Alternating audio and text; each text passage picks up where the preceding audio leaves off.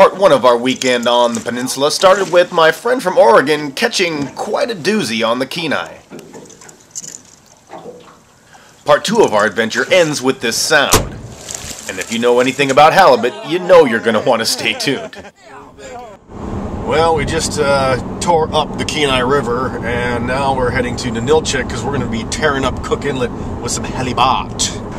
On the way out of town, we stop at the Kenai River Festival, put on by the Watershed Forum every year. They've got bands, food, people, sights.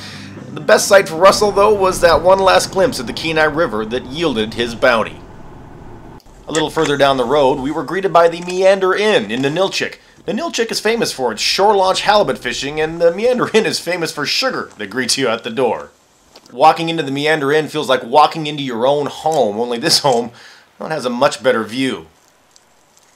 While Russ snaps pictures, our host Mike tells me that the salmon fishing is incredible, and the halibut fishing, close. But we do have this great fishery. This river, Ninilchik River, Deep Creek and Anchor River, is a world-class premier fishery for king salmon in stream. You have the option, and some skippers will run out there halfway across Egypt to get to the other side, but you don't have to. Skipper Barry Wright sums it up. We were fishing in 30 minutes this morning. Really? Yeah. Wow. We had our first fish on in 31 minutes. Soon visions of breezing through Cook Inlet were dancing through my head, but first, time for sleep.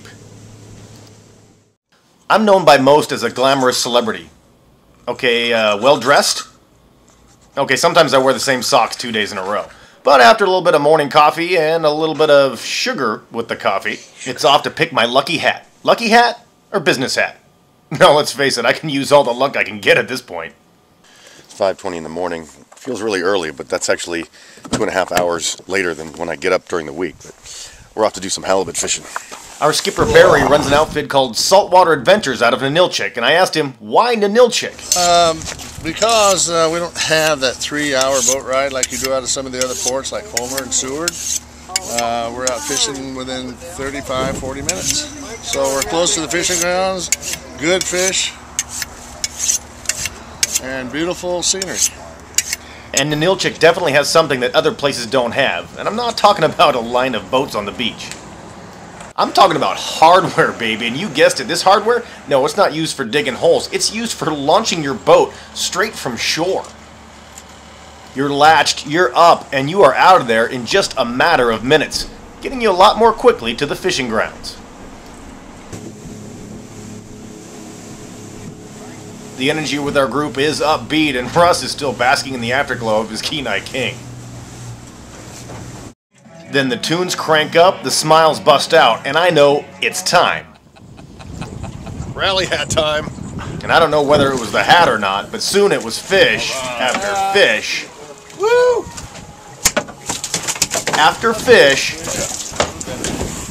after fish. So many so that even I got into the mix.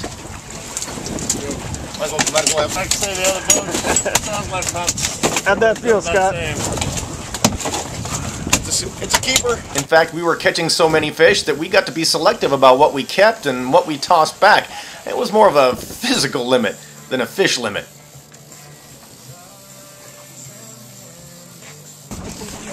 Hey, Scott, give me a smile. Is this a painful grin? Is this what you call a painful grin? Oh, and speaking of limits, if you don't catch your limit, Saltwater Adventures gives you a free trip. The boat's got its limit. I don't know about you guys. Let's see, there's 4 of us, 2 fish apiece, that's 7 fish. That leaves 1 more. And that 1 more goes to this guy. Fish on, and it feels like a whale. Skipper's instincts are kicking in. Get the gaff ready. Pretty soon we figure out the gaff isn't quite enough, so a harpoon makes an appearance. But pretty soon the harpoon isn't enough, and that's when we hear a sound that goes out throughout the inlet signaling that someone's caught a big fish. That'll do it. All right. And that guy and that fish just happened to be on our boat. Good job, man. Nice fish. Right in the backbone, huh? We take a moment to catch our breath and look at some of the beautiful sights of Cook Inlet, and then it's time to head back and sort through the spoils.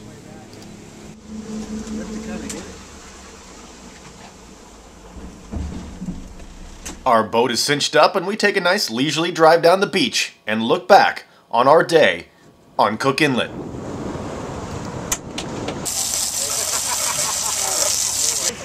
Our day with saltwater adventures has definitely been a saltwater adventure. I decided to ask the skipper what got you started in halibut fishing.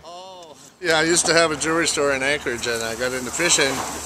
And right during the middle of tourist season, downtown Anchorage, I put a sign on the door that said, "Sorry, due to an emergency halibut fishing trip, we're closed." So I knew it was time to close the jewelry store down and go fishing. As we head off to the airport, we take one last stop at the Meander Inn to say hello to Sugar, pick up our gear, and then it's time to hit the skies. Uncle Easter, you just caught 30 pounds of halibut and 20 pounds of Kenai King. Now what are you going to do? Sleep. All right, I guess it's going to be that long 15-minute flight back to Anchorage. That's going to be tough. What's nice is Era allows up to 2 50-pound boxes per fisherman on board, but almost as importantly, it allows you to nap instead of drive. But don't get too comfortable. Remember, the flight only lasts 20 minutes on the way home. Any closing thoughts visiting friend? Oh, absolutely wonderful time here in Alaska. Enjoyed it immensely. Now we're going to eat fish. That's today's catch. The only thing that will be fuller than our freezers will be our memory boxes. Oh.